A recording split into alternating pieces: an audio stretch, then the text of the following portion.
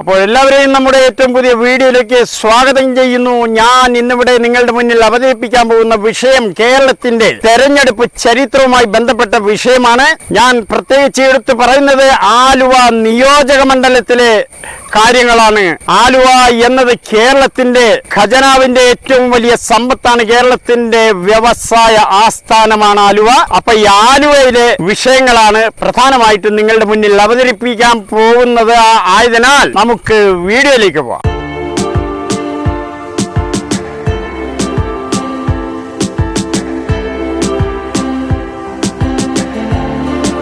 കേരളത്തിന്റെ ആദ്യത്തെ മന്ത്രിസഭ സത്യപ്രതിജ്ഞ ചെയ്യുന്നത് 1957 അന്നു മുതൽ ഞാൻ ഈ വീഡിയോ ചെയ്യുന്നത് വരെ ഏറ്റവും കൂടുതൽ കാലം കേരളത്തിന്റെ പ്രതിനിധിയായി ജയിച്ചു പോന്നിട്ടുള്ളത് കാലാകാലങ്ങളായിട്ട് കോൺഗ്രസിന്റെ പ്രതിനിധികളാണ്.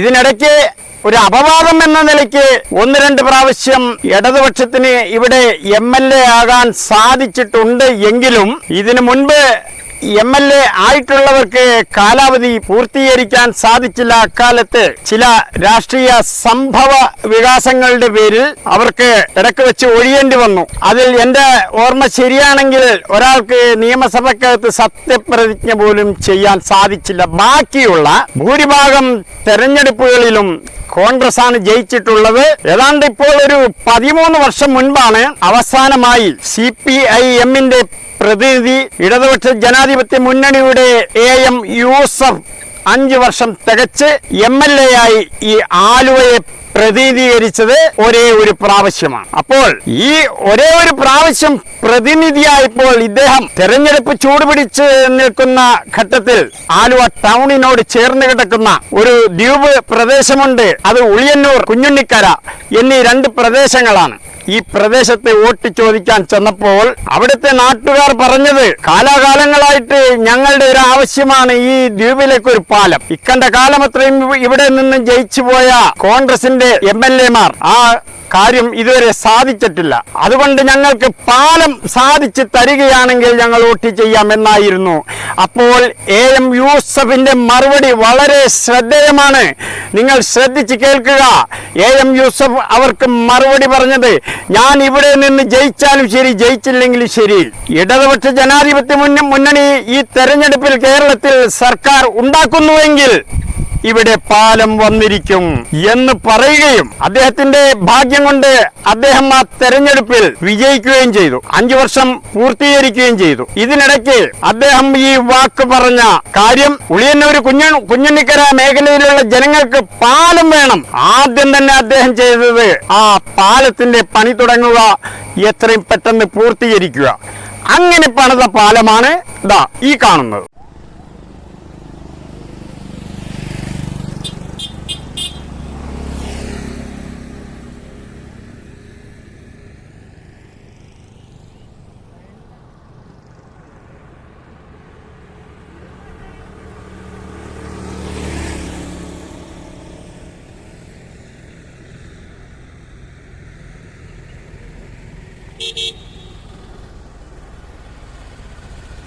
അപ്പോൾ നിങ്ങൾ കണ്ടല്ലോ ഈ പാലം. ഇത് CPIM-ന്റെ പ്രതിനിധി ഇവിടെ നിന്ന് ജയിച്ചു പോയപ്പോൾ പറഞ്ഞ വാക്ക് പാലിച്ചതിന്റെ ചിഹ്നമാണ്. ബാക്കിയുള്ള ഭൂരിപക്ഷം കാലം മുഴുക്കെ കോൺഗ്രസ് ആണ് ഈ ആലുവയുടെ പ്രതിനിധി. ഇപ്പോഴും കോൺഗ്രസിന്റെ MLA തന്നെയാണ്. അദ്ദേഹത്തിന്റെ പേര് അൻവർ സാദത്ത് എന്നാണ്. അദ്ദേഹം ആരാണെന്നുള്ളത്, അദ്ദേഹത്തിന്റെ ക്വാളിറ്റി എന്താണെന്നുള്ളത് ആ പേരിൽ തന്നെ ഉണ്ട്. അൻവർ എന്ന് ഇംഗ്ലീഷിൽ എഴുതുകയാണെങ്കിൽ ആദ്യാക്ഷരം A ആണ്.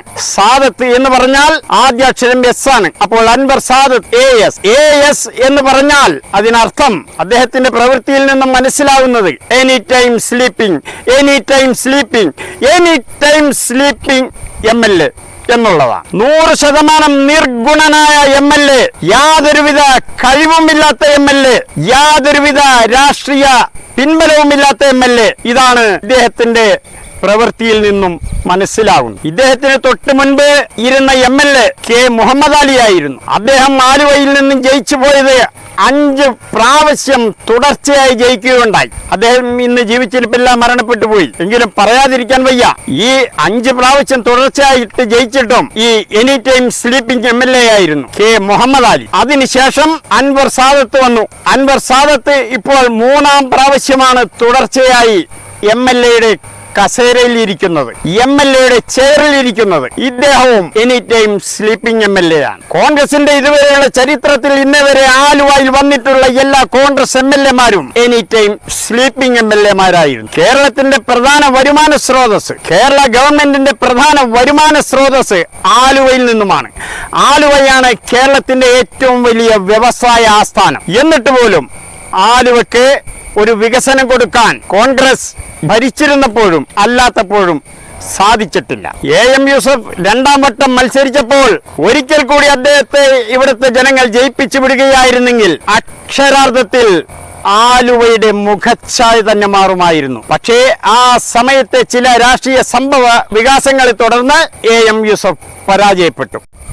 ആലുവക്ക് പുറത്തുള്ളവർ ചിന്തിക്കുന്നത് ആലുവ സ്വർഗമാണെന്നാണ്. അപ്പൊ ആ ആലുവയുടെ സ്വർഗം, ആലുവയ്ക്ക് പുറത്തുള്ളവർ ആലുവയെ കുറിച്ച് ചിന്തിക്കുന്ന ആലുവ സ്വർഗം എന്നത് എന്തുമാത്രം സ്വർഗമാണ് എന്നതാ നിങ്ങൾ ഒന്ന് കണ്ടു നോക്കൂ. ലോക പ്രശസ്തമാണ് ആലുവയുടെ മാർക്കറ്റ്. ആ ആലുവയുടെ മാർക്കറ്റ് എങ്ങനെയാണ് കിടക്കുന്നതെന്ന് ഒന്ന് നിങ്ങൾ കണ്ടു നോക്കൂ.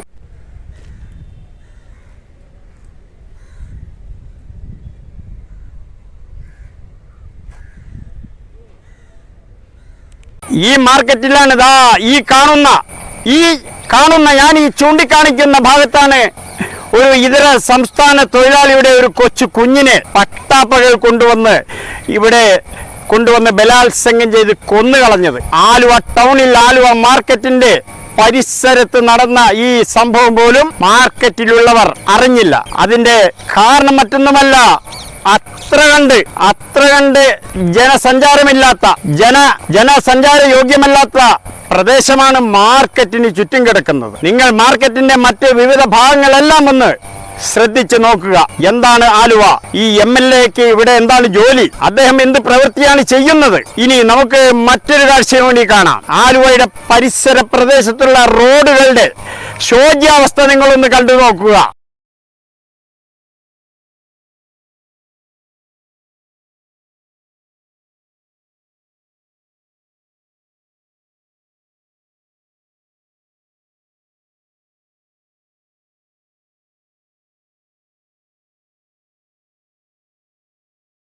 എന്നിട്ട് മറ്റൊരു കാഴ്ചയും കൂടി കാണുക. തൊട്ടടുത്ത മണ്ഡലത്തിലെ കുന്നത്തുനാട് മണ്ഡലത്തിലെ MLA ശ്രീ നിജിൻ എന്നു പേരുള്ള MLA അവിടെ കാട്ടിക്കൂട്ടുന്നത് എന്താണ്? ശ്രീ നിജിന്റെ കീഴിലെ മേഖലകൾ എങ്ങനെയാണ് ടാറിംഗ് നടത്തി സൂക്ഷിക്കുന്നത്, സഞ്ചാര യോഗ്യമാക്കുന്നത് എന്നുകൂടെ ഒന്ന് കണ്ടു നോക്കുക.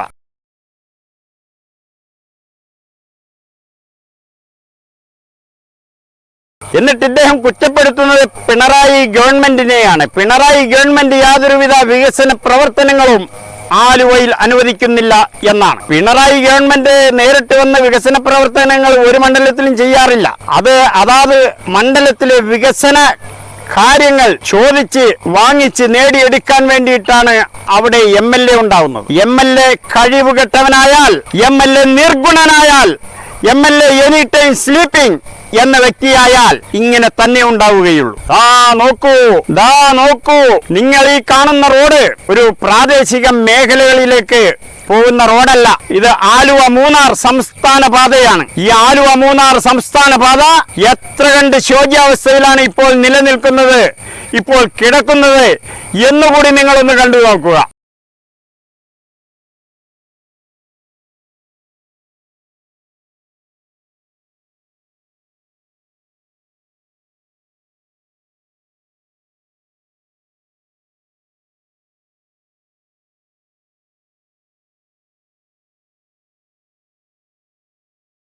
ഇതിനോടകം തന്നെ നിരവധി പേരാണ് ഈ റോഡിലെ കുഴികളിൽ വീണ് മരണപ്പെട്ടിട്ടുള്ളത്. കൂടുതലായും ഇവിടെ ഇരുചക്ര വാഹനങ്ങളാണ് ഇത്തരം കുഴികളിൽ വീണ് അപകടമുണ്ടാവുന്നത്. അനവധി പേർ മരണപ്പെട്ടു. MLA ഇപ്പോഴും ഉറക്കത്തിൽ തന്നെ. നിങ്ങൾ മഹാനായ ഒരു സാഹിത്യകാരനെ കുറിച്ച് കേട്ടിട്ടുണ്ടോ? മലയാളിയായ കോട്ടയം ജില്ലയിലെ വൈക്കം താലൂക്കിൽ ജനിച്ച വൈക്കം മുഹമ്മദ് ബഷീർ എന്ന് പറയുന്ന ആ മഹാനെ കുറിച്ച് നിങ്ങൾ കേട്ടിട്ടുണ്ടോ? അദ്ദേഹം എഴുതിയ ഒരു കഥയുണ്ട്.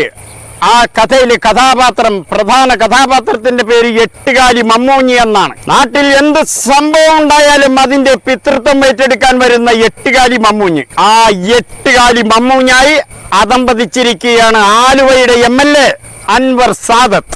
അതേസമയം ആലുവയുടെ തൊട്ടടുത്ത മണ്ഡലം കുന്നത്തുനാട് മണ്ഡലത്തിലെ MLA എന്താണ് അവിടെ കാട്ടിക്കൂട്ടുന്നത് എന്ന് ഒന്ന് നിങ്ങൾ പരിശോധിച്ചു നോക്കുക. അവിടുത്തെ MLA ആ മണ്ഡലം സ്വർഗമാക്കി മാറ്റുകയാണ്. സ്വർഗം. ആ MLAയുടെ പരിധിയിൽ കിടക്കുന്ന റോഡാണ് ഈ കാണുന്നത്. ആ റോഡും ഒന്ന് നിങ്ങൾ കണ്ടു നോക്കുക.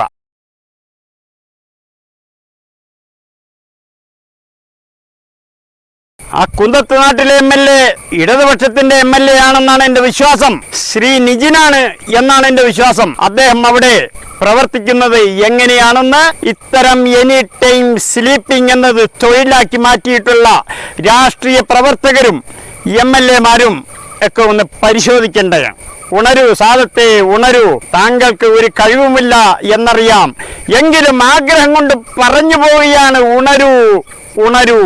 ഉണരില്ല എന്നറിയാം എങ്കിലും. അപ്പോൾ ഈ വീഡിയോയിലൂടെ തൽക്കാലം ഇത്രമാത്രം പറഞ്ഞുകൊണ്ട് ഞാൻ വിരമിക്കുന്നു. വീണ്ടും നമുക്ക് പുതിയ വെറൈറ്റി വീഡിയോയുമായി നമുക്ക് കണ്ടുമുട്ടാം. അതുവരേക്കും എന്നെ ശ്രമിച്ച എല്ലാവർക്കും എൻ്റെ വലിയൊരു സലാം.